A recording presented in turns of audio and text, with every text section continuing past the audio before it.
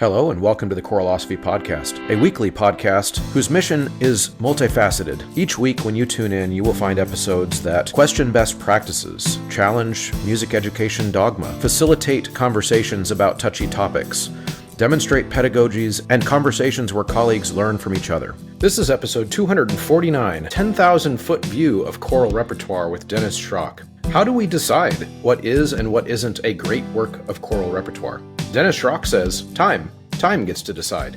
Let a few hundred years pass and see if people still perform that music. This show and this episode is proud to collaborate with authors and composers from GIA, Walton, and Oxford Press. Dennis has many titles available on both publishers. So stick around and check out this expert conversation, which explores the intricate relationship between politics and art, particularly in the context of classical music and education. Dennis and I discuss the historical significance of art in the political spheres, the evolving definitions of classical music, and the challenges faced by modern educators in balancing diverse musical expressions with traditional repertoire. We emphasize the importance of understanding audience needs and the value of preserving classical masterpieces while fostering inclusivity in music education. The conversation also touches on the need for support structures that advocate for a global perspective in music. Tune in and have your thinking stimulated all the way to the end and possibly challenged. Probably challenged, then weigh in yourself with your related ideas and experiences on Facebook in the Choralosophers group or over on choralosophy.substack.com. Also, don't forget to grab a reading rope for your classroom wall from the Choralosophy shop at choralosophy.com/shop. Your music program or event deserves a platform that does it all, without the extra costs. With Ludus, you get seamless ticketing, built-in marketing, powerful fundraising, and volunteer management, where volunteers can sign up, schedule shifts, and track hours with ease. Need to sell merchandise and concessions in person? Ludus Retail lets you log sales by each group, track inventory, keep everything organized, hosting music lessons or theater camps. They have a classes feature, which makes registration and student tracking effortless. And it's free for your organization. Thousands of programs already trust Ludus because they help you focus on what matters most, the performance. I'm not sure how much, if anything, out there has not gone up in price since 2020, but I know one thing that hasn't, and that is the membership to the Patreon and to the Substack to support this show. The people who are signed up over there as paid subscribers, as my thank you to them, they can get things like t-shirts from the choralosophy.com shop. They can also get access to my Google folder of teaching materials that I've talked about on the show for over the years. And of course, they just want to help make sure that this show can continue. And one of those benefits is a shout out on the show. The producers and Inner Circle from Patreon are Brian Long, Chandler Smith, Venture Studios, Jonah Clicksbull, Danelle Eckert, David Kowalczyk, Jared Hendricks, Kyle Peterson, Max Jackson, Michael Herron, Nathan Hines, and Steve and Kathy Kakachik. Heads up, Dennis and I did have a little bit of technical difficulty recording this episode, so we had to do it in two different conversations, and I think I've edited it together in a way that makes sense. And you're also going to notice a little bit of a reduced audio quality on my end because we were not able to get my normal platform that I'm now using for the high quality audio to work that day. And so this is plain old mortal Zoom, but it's a great conversation, so don't give up on the Tin Man sounding host. Okay, everybody, I am here with Dr. Dennis Shrock. Dennis is a well-known scholar and author, and this conversation is something that is going to be exciting for me because I get the word from around that Dennis is also a little bit of a philosopher related to the way we do our art form, and I've seen some of your presentations, read some portions of your book. I was not super familiar with your work until recently, but I've been doing some digging, so I'm excited to chat with you. Dennis, welcome. Thank you very much, and I'm excited to chat with you since we share some of the same interests and passions. Yeah. Right, historically. Yeah, absolutely. I'm a huge early music nerd. I wouldn't put myself in the category of scholar, but I definitely am an aficionado for sure. So why don't we start by just having you share a little bit about you, kind of the bullet point version of your background and what led you to be doing what you did for your career and what you're doing these days. Yeah, well, I suppose I should mention that in the mid-1960s, I landed at Westminster Choir College for my undergraduate degree. And it just so happened to be golden time there. The symphonic choir did, for example, Mahler 2 and Mahler 8 with Bernstein and the New York Phil. We did Beethoven 9 with Herbert von Karajan and the Berlin Philharmonic. We did Verdi Requiem with Ormandy and the Philadelphia. So this was my introduction to music. And even though that was immediately great to me, back home on campus, we did some early music and I know it didn't work. And even went to George Lynn, who was the conductor there at the time, and literally said to him, if this music is so great, why does it sound so bad? Because in those days, it was big, heavy tone, everything, including Palestrina and the likes. In any event, I taught high school, went to grad school at Indiana University, another golden time. I got so much conducting experience there. Then my first job was in Minnesota. Southwest Minnesota State College for 1 year, sabbatical replacement. But that was great because I made a beeline to Northfield, Minnesota, where St. Olaf was, and learned all about that Lutheran tradition. Ken Jennings at the time wanted to learn about Westminster. I wanted to learn about St. Olaf. So that was great. Then I landed back at Westminster for 5 years on the faculty, went to Oklahoma, did a graduate program for 27 years. Lots and lots of repertoire because the grad students needed to have repertoire to conduct. Did a professional choir in Santa Fe Desert Chorale. He was artistic director of that for a while, and then decided to write the first book, Choral Repertoire. I'm thinking that if I don't write it, somebody else is going to do it, and I wouldn't like it, so I just would jump in, and got very, very lucky that Oxford University Press published it. And so that and two following books, Choral Scores and Choral Repertoire. And then GIA got interested in the performance practice. Okay. So, that's incredible. Dennis, if you wouldn't mind, I want to go back to that first book just because I'm curious.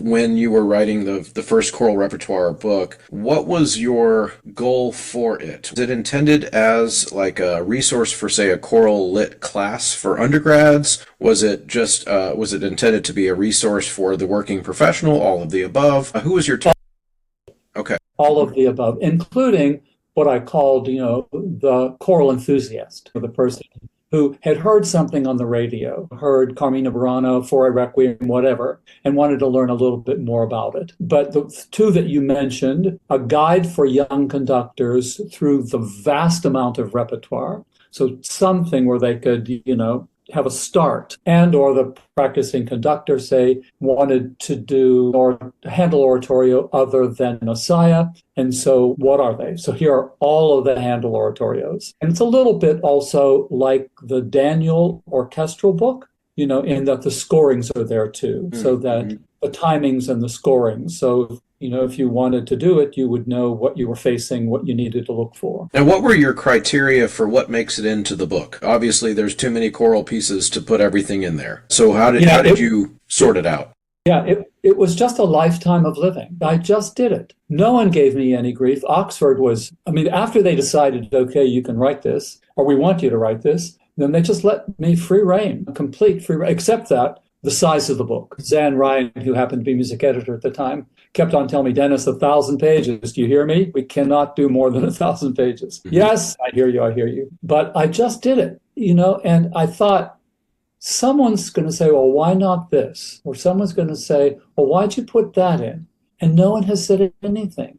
Since 2009, I've not gotten one criticism. Wow. It's a surprise. Really, really surprising. Yeah, no, I'm interested in that too, of course, because I feel like it is a totally reasonable and obvious thing to any thinking person, I think, that anybody who writes a book like that or puts a resource together like that would be choosing from their own limited perspective. In other words, they would say, like, this is the music that I feel qualified to speak about and to present and show you. But then, of course, you're going to have to exclude a whole bunch of music, or else the book is going to be, 3 lifetimes long. And so then I wonder, if there needs to be someone else with a different set of perspective who writes a different book and creates a different set of repertoire. Is this making sense of we can't? Yeah, yes, it does. Except that my life was giving repertoire to everybody else and to the graduate students. Yeah. I lived to do that. And so it really was never about me. And in fact, I do a lecture on programming that is entitled, It's Not About You. Oh, interesting. It's about environment, and everything else. So I try to be as comprehensive as possible and historically. But again, let me say, I was surprised that I didn't get any feedback. However, a couple of years ago, I did a second edition at the behest of Oxford because they wanted more women composers and more composers of color. I completely agreed, and so did that. It went out for peer review, which is what Oxford does. And then I got back, oh, you got to get rid of this, and you need to put that in. Oxford and I just said, this is good. Now, we held to its original concept that the composers had to contribute significantly to the choral art. Okay. So we did not embrace diversity for diversity. We did not embrace gender for gender. We didn't do any of that. If a composer had won a Pulitzer Prize for a choral work, as has happened, okay, this is something to really consider here. There had to be some time frame of contribution, not just the latest, newest craze that was going on. Right. Yeah, that makes sense. So you're basically suggesting that you're not going to put something in the book simply to fill a quota or to check a box. Right. It is a genuine attempt to widen the scope of the types of composers and voices that you include, but with a real eye towards contribution to the art form as being significant and not a one-hit wonder or a fly-by-night composer. Is that a fair recap? Yes, very, very fair. And since 2009, there was an explosion of information in all fields. I mean, we all know that. It doesn't matter what your field is. And so there was just a lot more information about historical women composers, for instance, and even composers of color. For example, I hadn't known, just briefly, that Portugal during the classical era moved itself to Brazil, the entire court, in order to not have to face Napoleon. This is hundreds and hundreds of people that they moved to Brazil. And then they employed some of the locals. The locals started intermarrying with those. They started being part of the royal court. And so we have quite a few biracial composers, for instance, that are wonderful, amazing, significant. And so I was able to put in an entire new category of classical era composers of Portuguese descent from Brazil. Okay, yeah, that's really interesting. Now, you mentioned, of course, the contrast between the books from the second edition to the first edition in terms of just this focus on not just what is being written by the composer, but who is writing it. And, of course, that is something, I'm old enough to remember a time when that was just not something we talked about on a regular basis. But, of course, the critique, obviously, would be, well, by not talking about it, we had a whole bunch of white men. And that was and we just didn't talk about it, and that doesn't mean that it was a good situation necessarily. So I'm interested to of course, I forgive me for making assumptions, but I think you're a bit older than I am, so I don't want to make assumptions. But how would you describe the way that has changed over the course of your lifetime and the way that these things have evolved? Yes, well, it has changed exponentially, dramatically. I mentioned that I did my undergraduate in the mid-'60s.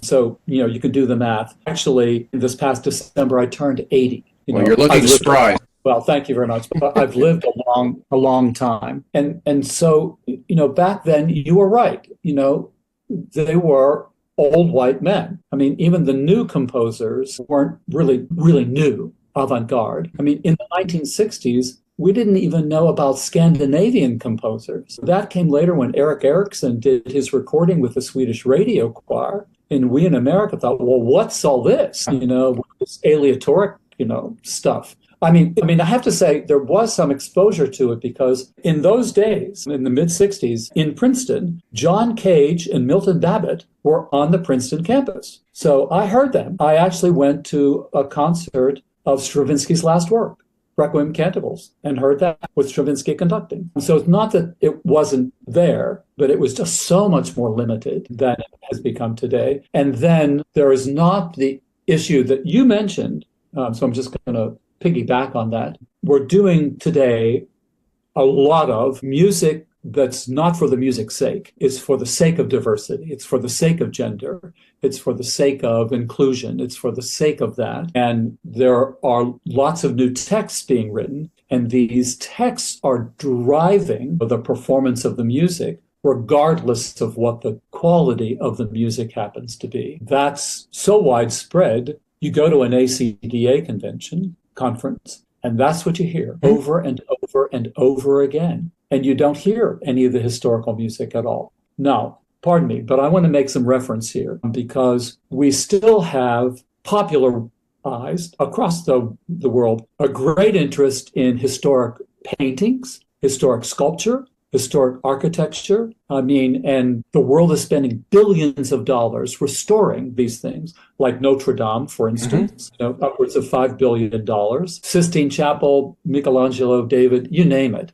By the hundreds of thousands, people are flocking to these things. And so are we to assume that during the Renaissance, for instance, the architecture was fantastic, the sculpture was fantastic, the paintings were fantastic, but the music was not? And not worth preserving. But we don't do that. No, we're not restoring it. We're not preserving it. Right. That leads us into performance practice. So if we would clean the dirt and grime, of the years off of this and perform it like it was intended to be, like they do with the painting, the sculpture, and the architecture, then I think we would realize, the public would realize, oh my God, this is really great stuff. Yeah, no, that's a really interesting point, and I think that is worth digging into a little bit. And of course, the Renaissance is a great example of a period in which large numbers of people were thinking about and dreaming about and studying aesthetics in a different way than we currently do. And and to me, that's not a statement of better versus worse. There are obviously, I wouldn't trade places with a person alive in 1622 in Italy. I wouldn't want to go back and live there and have a long drop toilet and probably cholera and, whatever else that I could die from. Like, I'm not going to trade places with them. So it's not a better or worse thing. The way I look at it is that we should do whatever we can to take advantage of that aesthetic focus that existed for such hundreds of years during that time, because it brought a lot of beauty into the world. And I don't want to see choral music left out of that. Correct. And choral music can't, because it's at the top of what everybody considers great. I mean, not only is it the largest time span, of all music, but when you think of the composer's masterworks, they're basically choral, like the Bach B minor Mass and Beethoven Symphony No. 9 and the Brahms Requiem. I mean, they all wrote great instrumental works, and there were great operas and great chamber music, whatever. But when you're really considering what are the true masterpieces, you have to admit most of them are choral. And so we can't lose this from our culture. We just can't. Now, when we think back of Renaissance, Baroque, Classical, whatever, there was support. So the composers had a support structure. That's also what's challenging today. We're losing the support structure from cutting out, elementary school music programs or middle school programs or high school programs. I mean, that's just disaster, because if they're not introduced to music, then we don't have them as a support structure. Yeah, and I wonder too how much of that is also connected, the support structure being connected to the practitioners of the art form themselves. Not, I would say that the loudest voices in our art form aren't the ones championing those masterpieces. And Correct. So in order for us to get support, say, from politicians or, arts institutes and organizations, etc., it would take the heavy hitters in the profession going out there and saying, we must have a Bach B minor Mass at this event or whatever, and we need to restore it the same way we're restoring Notre Dame, and we're not going to let it crumble for the same reasons that we're not letting those buildings crumble. Thoughts about that? Yes, no, I'm just going to say ditto, ditto, ditto, ditto. I mean, you've said it. And of course, I've had to deal with this, especially in Santa Fe, which is a professional choir, not for profit. And we needed to depend on support. And, the issue was, how do you get support from these people who've never experienced it, who've never felt the love of it? We need to make sure that we give them that, and then the support will come naturally after that. That's our really biggest challenge, is to make sure the young people of this world have an introduction. They're exposed to great music. I mean, when I see people, I mean, I have former students. I have a weekly Zoom with one who's in Phoenix, Arizona, and he does Renaissance madrigals with his kids, like Marenzio and Gesualdo. And if he does not give them the really hard stuff, they complain. No, we want the good stuff. The kids are there, you just have to have the mechanism to get the great repertoire to them. Absolutely. Now, I want to talk about the other side of the coin, because at the same time, there will be people listening to this and saying, well, who's to say, Dennis, that Bach B minor Mass is a masterpiece? Who's to say? Maybe I don't even like that. So, who gets to decide which ones of these are masterpieces? And if it's white men that got to decide before, maybe it should be people who are not white men who get to decide now. Yeah, I mean, a very interesting is not enough of the right word, but an interesting topic, to pursue. My first answer is time. Who gets to decide? Time gets to decide. So over the decades, when you have enough people say this is a masterpiece, then you have to believe it. Early on in my education, I was given, actually it was the Brahms second piano concerto to listen to, and I just fell asleep. I just couldn't relate to it. And the teacher said, someday you will consider this one of the great masterpieces. Okay, and I did, but it wasn't the right time, then for me. But nevertheless, it was done.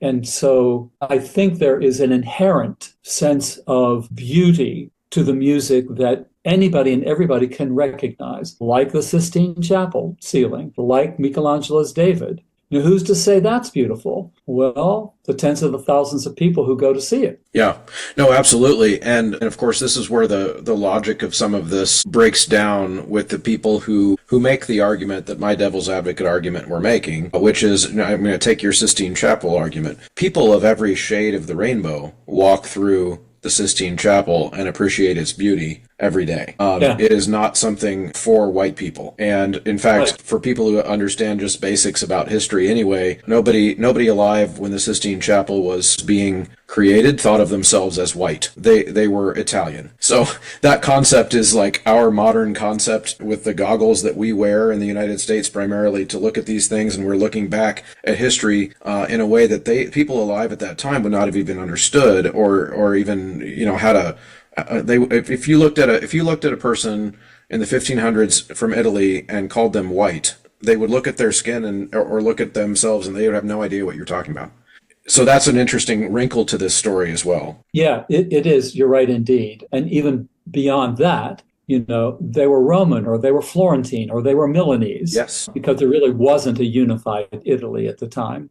But nevertheless, they did identify with that. And then, again, when Handel, born in Germany, he went to Italy to study, there was this incredible support structure available to him to help him learn how to write oratorios and Italian operas. And the Medicis, how many people did they support? And so I'm going to come back to that's what we need. And we need organizations like Chorus America, like NCCO for college people, like ACDA. We need these people supporting our history so that we don't lose it. Yeah, now my concern is that many of these organizations, of course, see that history through those goggles that I just described. That seems to be what I notice, is that they do see it as a project of diversifying repertoire, which, as we talked about early in the episode, both of us think that is a good thing to do, but not at the expense of taking away this idea that there are such a thing as a masterpiece that we could collectively as humans, I loved how you said this,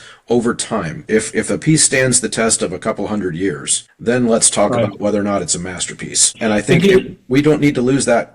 Exactly, yeah, nor should we. So it's really interesting, the word diversity, which I like, doesn't bother me at all, is in fact not what these organizations are doing. They're saying diversity, but it's not a really diversified repertoire that they're presenting.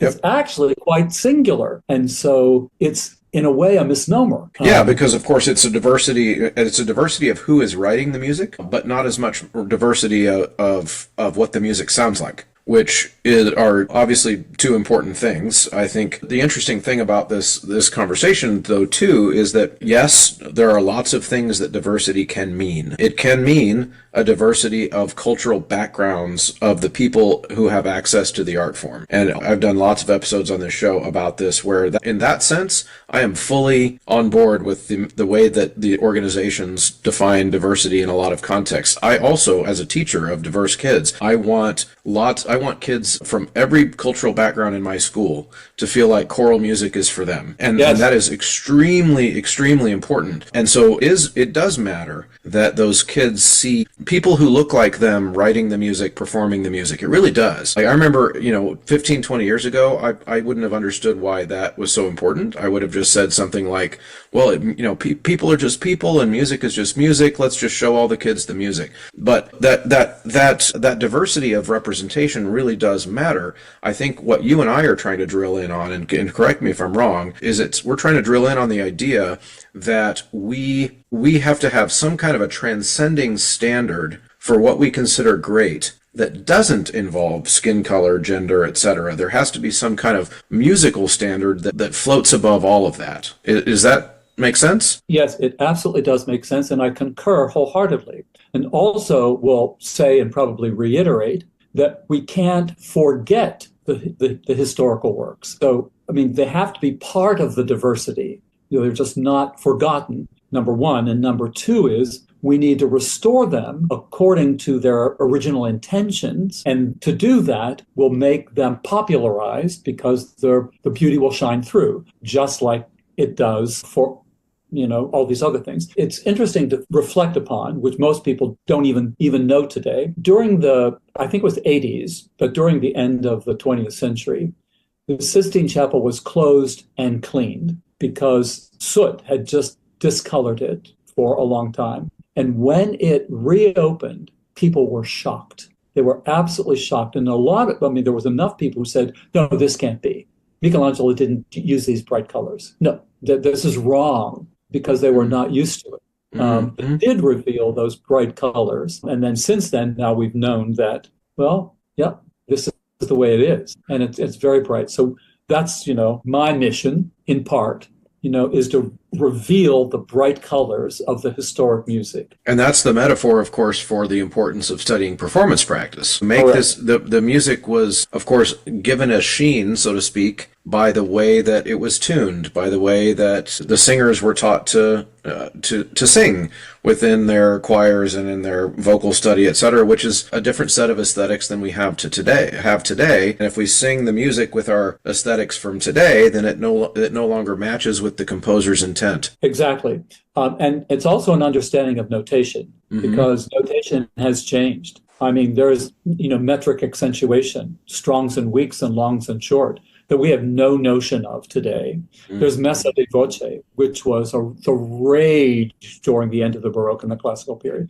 We have no notion of that, today. We have rhythmic alteration, so taking note en égale, 2 eighth notes that look the same and making one long and one short. That was an entire school of thought that was not just in France. It went, in kind of lots of places. So we need to understand the notation and perform it. And we can't let's take Bach, for instance, because what we hear is like a machine gun. Every note has equal weight and equal length. Well, that's ruinous. That's absolutely ruinous. How can you like that? Right. Yeah, that's really interesting. Now, I was also thinking about kind of your passion for performance practice, still through the lens of this diversity conversation, because one of the things that I think has been really good over the last 10 years, really even, is that we are now expanding in colleges and universities the academic pursuit, so to speak, and the legitimizing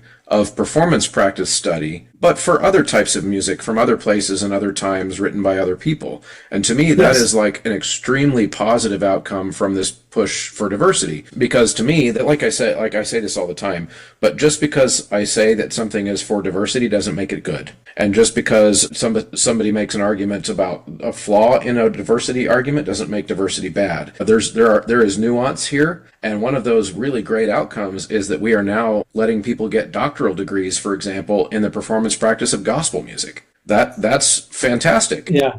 Yeah, true enough. I mean, you're absolutely right. And back to my, past experience, when I got to Santa Fe, I realized that these audiences are very well educated and well traveled, world traveled, because it was during the summer. They're there on vacation, whatever. And so I embraced world music. So I was doing the Scandinavian things and South African music, folk songs from South America and those sorts of things. I learned to love it. I mean, just loved it. The audiences loved it too. It was definitely not just old music by white men. Right. Well, absolutely. And I actually want to zoom back to another question here that I've been saving in my head from something you said before. You mentioned the support for some of this great art. You mentioned the Medicis, for example, a wealthy family in Italy that would pay exorbitant amounts of money to preserve art, and of course a generational contribution that they made to art in Europe. Now, what I'm interested in is they also, of course, did a lot of that patronage of art for political reasons, because they were political actors as well. And of course, in the modern era, I hear people say things like, well, art is all just politics now. And that makes me giggle a little bit, because of course, there's always been a connection between art and politics. But I think the big difference now is that we see each other's politics like blasted all over social media. And so it's becoming harder and harder to separate the art from the politics. Is this something you've observed? Is this something you have any thoughts or feelings about? I definitely have observed it. You can't not observe it. Yeah. But my response is go global, just get out of the local politics. And then the more you then embrace world music, music from Asia, so it's not just Africa and Scandinavia, or, for instance, Georgia. I mean, as in the country of Georgia, I did a whole set once of music from there. That, I think, then embraces the whole scope of diversity, as well as just kind of pushes aside the problem of politics. Are you a director new to the profession, or are you a seasoned director who is in a new place? One of my favorite tips for generating interest in the program and to instill buy-in is to plan a trip. There are so many options. You can go to Orlando, you can go to Ireland, or you can perform in a parade or a theme park. You can even take the stage at Carnegie Hall in New York. Wherever you end up, not only will your current crew look forward to the trip, but younger students will count the days until it's their turn to go. If you have no idea where to start, connect with Kaleidoscope Adventures at mykatrip.com. As we left off in the other segment, we were talking about the kind of the intersection of politics and art. And I had made a point about how even in the Renaissance, there was not a disconnection between politics and art, in the sense that the Medicis were very political and they supported art. But it's different. It was different than it is today, in that the connection between the way people thought of how politics and art intersect was a little bit more local. You had some really interesting thoughts about that. Are you okay starting there? Yeah, sure, definitely. Well, for one, it was local because there wasn't global communication. Mm-hmm. I mean, it was local because most of the world only knew within small boundaries. And for instance, there wasn't a formalized Italy. There were just these states, that were, separate from each other, the Roman state, the Florence state, the Milan state. And not that they didn't travel back and forth. Leonardo da Vinci did, especially between Florence and Milan. And then Michelangelo traveled between Rome and Florence pretty regularly. But I think what's very different is that the politicians, or the people who had the most influence in the world, appreciated the great art and cultivated it. So they invited these artists into their homes, made sure that they had proper training, and then, in a sense, credited them themselves by surrounding themselves with all this great art. So I'm thinking, for instance, here in the United States, with the seat of power being in Washington, D.C. and at the White House. So when was the last president who had classical music in the White House? If that's a trivia question, I don't know the answer to that. Well, I sort of do. Okay, go for it. And it's not a Trump. It wasn't Obama. A little bit of Clinton. It was actually JFK. It was the Kennedys back that far. And since then, there has been a decline of popularization of classical art, the widespread doing this. Also on TV, just for instance, The Tonight Show, for instance. Johnny Carson had opera singers that were on the show. Jay Leno never did. The other one who has a beard now. Letterman? Yeah, David Letterman. Also not the case. The public just doesn't see it like the public used to see it and like it used to be promoted, supported, and all of that sort of thing. Yeah, a few weeks ago, or no, I shouldn't say a few weeks ago, a few months ago now, I did an episode with a composer who thinks about that topic a lot too, and just thinking about how, like, there will never be another Bernstein, for example, in our current culture, somebody who is a classical musician, but who is so famous that just like everybody knows who Bernstein is. It would be very difficult for me to imagine a classical artist, and I would even include in this conversation just people who write for the choir, like a choral music composer, being so famous that everybody on TV knows who they are, or whatever. Does that?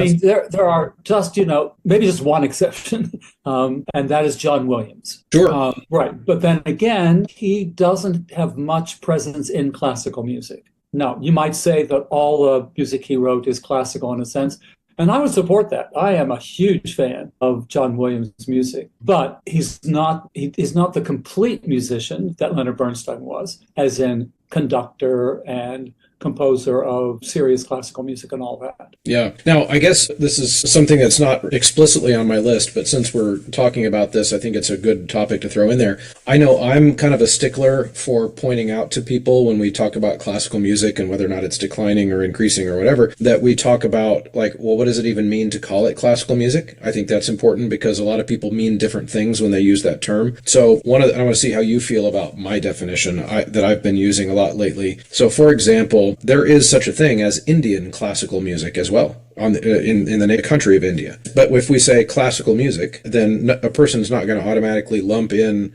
what we think of as Westerners of European classical music and Indian classical music. They're going to think of those as two different things, yet we use the same term. And I think that's actually a good thing, because what that means is that to me, when I hear classical music, when I use the term, what I mean is a kind of music where you really need to learn it in a formal way between teacher and student. And that's how the tradition is passed down. And I make the distinction between that and, say, folk music, where it's learned outside of an academic setting or outside of a teacher-student relationship and in more of a community or family relationship. How do you feel about that distinction? No, I think that's good. So, back when I was younger, we would just use classical music, and it was just assumed that it was Western culture because there wasn't, we didn't know world music. But now, of course, that's different. And like you say, so I always try to preface it with classical music in Western culture. Yeah, sure. And I think it's worth. And also Chinese. Yes. Yeah. No, I was going to say China as well as another example of, like, not every culture has a robust classical music tradition. And that includes, I would even say, a lot of parts of the United States don't have a classical music culture. It's not in their schools. It's not in their churches. It's not in, the sound of the community. Whereas there are certain places where that aspect or that type of music making is ubiquitous, but not everywhere. Is that true in your mind too? Yeah, it is. And you might even go further by saying there's not much of a classical culture in South America, including Mexico. And there's certainly not in most of Africa. It's folk-oriented, all of which is great. Yes. But I think the point that I want to make, and my mission here, is not to forsake the great classical works of the past. Add to them, definitely add to them, with all sorts of politically inspired message music, diversity, inclusion, all of those things. We need that. And we want, like with your school, we want young people of all ethnicities and genders and whatever to come in and feel like they belong. And so they can see composers who look like them. I think that's very important. But let's not forsake the masterpieces of the past. We don't in architecture. I mean, how many billions of dollars has it been to restore Notre Dame? Mm-hmm. Similarly, actually, it's the Parliament buildings in London. I mean, that's now in the billions of dollars of restoration. Right. And then, of course, the paintings of the Sistine Chapel ceiling and, all those things, and sculpture. So the public still reveres those, and by the hundreds of thousands goes to see them. We need that to happen in music. Right. And I think I'm glad you mentioned school, because I think that's another one of the concerns that comes up in this conversation, is that sometimes we do see an imbalance Because that's really what you and I are both talking about here, is a balance between these things, where oftentimes in school we will see an example of, or many examples of, a middle school or a high school choir singing something that maybe has a political message or has an inclusion message, which is great, but then doesn't also serve the pedagogical needs of those students, because maybe it can be done without too much teacher-student, I guess in that classical tradition, meaning the music is not necessarily exercising their musical brain. And I would argue that we could do both. We don't have to choose, but class minutes for music students are precious. And so we really should be trying to do both with every minute that we can, in my opinion. Is that something you noticed too? Yes, absolutely. I mean, let me preface that by saying, as educators, we should educate. I mean, that's our primary goal. And so it's not to entertain. And that's often what happens. And I know choral directors fall into the trap of being forced to increase numbers or being held to have, large numbers of students, or their programs are threatened. Yeah. If you don't have, students. And so they then turn towards entertaining music so that they can get more students in there. You're exactly right. And sometimes the song is, when you say entertaining, we could also just say, cut to the chase and say sometimes it's too easy. If they don't have to use the skills that they are learning in terms, let's say, I'll just take an example. I know that I'm in the classroom, so this is maybe more sensitive to me. Let's say I spend the first 5 to 10 minutes of the class teaching them to read music. But then I choose repertoire that doesn't exercise that part of their brain at all. And then what are they going to do with that skill? Yeah. Right. Yeah, right. Yeah, that's right. It just doesn't make sense. And it needs to. So, there's a kind of an age-old story that I've heard a number of times, through the years. And it's about repertoire in the classroom. So here it goes. There are 5 minutes left in the period. And so the choral director says to the students in the choir, we've got 5 minutes left. What do you want to sing? And at the beginning of the year, they all pick the easy, the most accessible piece, the one that's fun.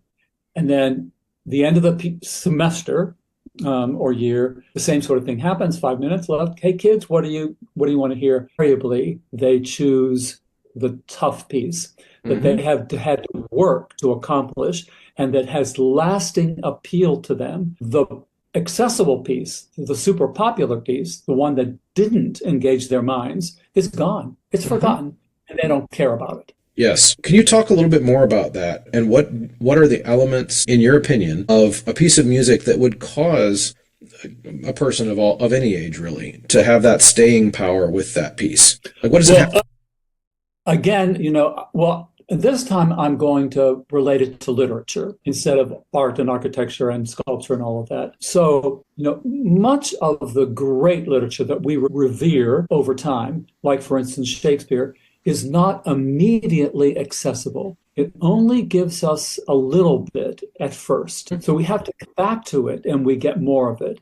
And the more we go back to it, the more we get. Therefore, the more lasting it becomes. And I think that's a mark, in a way, of greatness in the arts, whether it's literature or music, band or symphonic even, in terms of music. The trick is, of course, in knowing your students so that you present them something that will just catch them a little bit and not be completely beyond them. And then you can build upon that more and more and more. But the mere music that's totally accessible and doesn't exercise the brain, doesn't even challenge them to sight read much, that has no lasting power. Yeah, oftentimes it doesn't. I think sometimes colleagues get sucked into the text as the vehicle for whether or not it's a worthy piece. And I think obviously the text is important, because poetry, for example, is its own type of art that deserves to be preserved. But if the text even doesn't have layers, so to speak, that you would need to pull back with metaphor and to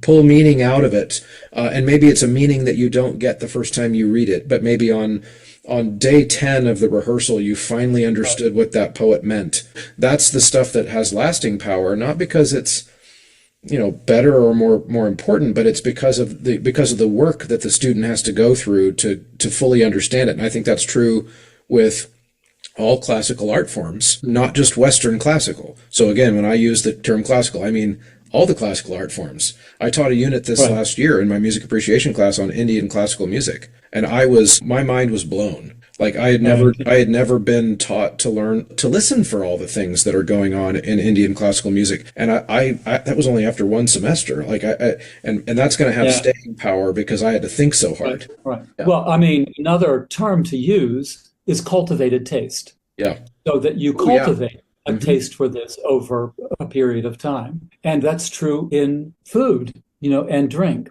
I mean, one can easily, for so many people, say Scotch whiskey is not immediately appealing the first time yeah, you drink it. yep. It's only after a period of time that you develop a taste for it. And I'm a classic example of that. At first I thought this is just terrible stuff. Coffee too. Yeah, but now I have quite a considerable collection of Scotch. Yeah, same. I'm a whiskey nerd as well. So somebody's been listening to this conversation, Dennis, for the last 45 minutes, and they're thinking, I'm a young teacher, and I see all this tension too. Like I want my kids to have a rich music experience where they're learning modern things and they're learning diverse things and they're learning from diverse musicians, but I also don't want to neglect the classical tradition. I see the value that it has, and you're going to give them some advice as a seasoned director with a career behind you that you're looking back on. What would be some of that advice that you'd give? Like, how do you negotiate these pressures to do the modern, politically correct thing while also recognizing the past? Yeah, well, again, I'm going to use the term that you use, balance, and you could refer to a balanced meal. So that, we have the food categories, we don't get in there, we don't have all desserts, that's just not healthy. Hmm. We all know that. And so we have a balanced meal. Well, we should have a balanced musical diet. And that should include some things that are heavier, in a way, to use that term, and some things that are lighter. So desserts are good. I Yeah. mean, they are good. So I would say to the young conductor, strive for balance and be patient because it takes time. You can't get rich, long-lasting experiences in a moment, in a Yeah. day, even in a week. It takes time. And third, I would say, coming from an old man here, I have the students who have come back to me and said, thank you. Thank you for the repertoire that you gave me. You know that too. Yeah, absolutely.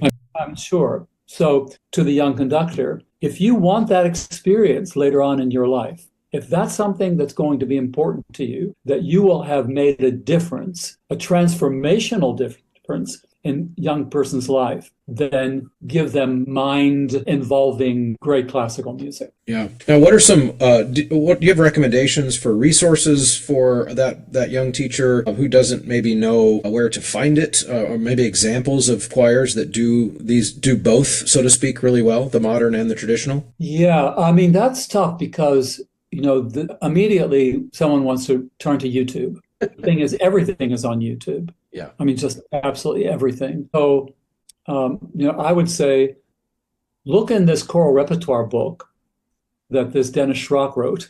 Um, and it tries to give you a guideline through the repertoire, through the historic repertoire, which it states right at the beginning. That's the purpose of the book. And it's from all over the world, and it includes men and women. It includes biracial people as well as other composers of color. So if you're in an environment and you're looking for good music by women composers, they're there. And if you're looking for programming composers of color, they're there. And if you want to balance that with some old white men composers, they're also there, of course, too. Yeah, absolutely. And earlier in the conversation, we talked about the idea that when you're trying to put together this book, you're trying to think about the idea that all these expressions of the personal identity of the composer are valuable and should be part of the conversation, but that the music itself can and should transcend that in our decision making. In other words, as we're thinking about what's going to fit the needs of my choir, for example, that we have the ability to think about the music independently from who wrote the music, not because one thing is more important than the other, but that they are two different things. And so why don't you, if you can, talk a little bit about that idea and how that impacted your decisions of, like, say, what song to include or what composer to include. Right. First, let me say that I jumped on this bandwagon of diversity and wrote a book. Choral Diversity, published by GIA. And the entire book is filled with composers, a couple dozen composers. It's not hundreds of composers, just a couple of dozen that represent the diversity that we have. And includes, of course, composers of color and women composers throughout history. So the young conductor could look at that resource, for instance. But to the point that you raise, I think that the environment is pretty much everything. So it should inform most of your decisions about the music you pick. And so the environment of youth or older, the environment of amateur or professional, the environment of cosmopolitan or rural, all of those sorts of things, so that you can choose music that speaks to the people who are singing for you, as well as to the audiences who are coming. When I went to Santa Fe to become artistic director of the Santa Fe Desert Chorale, that was huge with me. I had to get to know the Santa Fe audiences and what they were looking for, what pleased them. And I quickly found out that given we performed during the summer, and the summers are mostly filled by tourists. In fact, I would have tourists who came back every year, and we would meet and say, hi, hey, how are the kids? How's everything? How's your year been? But they were world travelers, highly educated, and they loved very unusual music. So I embraced world music then, and it was African, and it was Icelandic, it was Newfoundlandish. It was from all over the world, and they loved that. Yeah, that's great, and I think one of the things you touched on there, and this could be kind of our final point to wrap up on. And I'll let you reflect on it too, which is that you said when you were in Santa Fe, you got to know your audience and what pleased them. And I think one of the reasons that this imbalance problem that we're discussing occurs in our profession is that we have gotten it into our head that we're not out there to serve the audiences or the choirs in front of us. We need to pick the right music and the right repertoire so that our colleagues will see on social media which songs we're choosing, and they'll know that we're doing the right thing or signaling the right alignment politically or whatever, when every community is different and every community's needs are different for what music would engage them. Thoughts? Well, yes, yes, wrong. Because that's just the wrong approach. Or put another way, the conductor who says, oh, I've always wanted to do this piece, so I'm going to do it. That's just the wrong idea. Or when I was in Oklahoma, actually getting ready to leave, there was a new orchestral director, and he wanted to do the Verdi Requiem.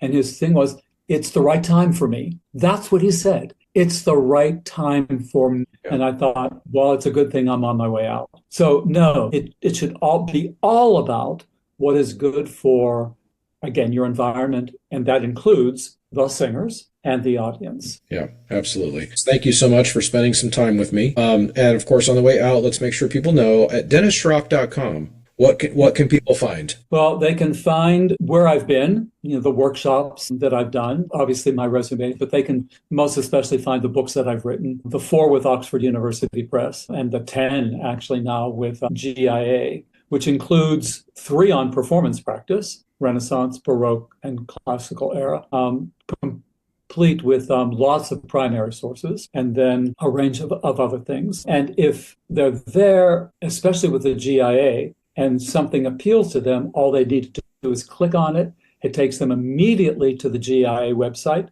and they can purchase it right then and there. Awesome. That's fantastic. Yeah. That's great. Thank you so much for your wisdom and for sharing your thoughts with us. Well, and thank you for doing this and for being the champion for the development of choral music. I appreciate it. Thank you so much for sticking around to the end of a conversation. If you are still hearing my voice, that means you're one of the MVPs, one of the diehards, one of the real ones, as the kids say. So if you are willing on the way out to check out a few different ways that you can help me continue to make this show high quality. 1, use the promo code. That's the biggest one. At Sight Reading Factory, at mymusicfolders.com, at mychoirropes.com, at graphitepublishing.com, and endeavormusicpublishing.com. All of those take the Choralosophy checkout code. And of course, now the newest one is 3-Minute Theory. You can get a 15% discount when you enter Choralosophy at checkout there. And of course, going to Apple Podcasts and leaving a positive review is very helpful there, and sharing the episodes to your colleagues in real life and on social media. All of those things are incredibly helpful. And allow me to continue to create this resource for you. Thank you so much for tuning in. We'll see you next time.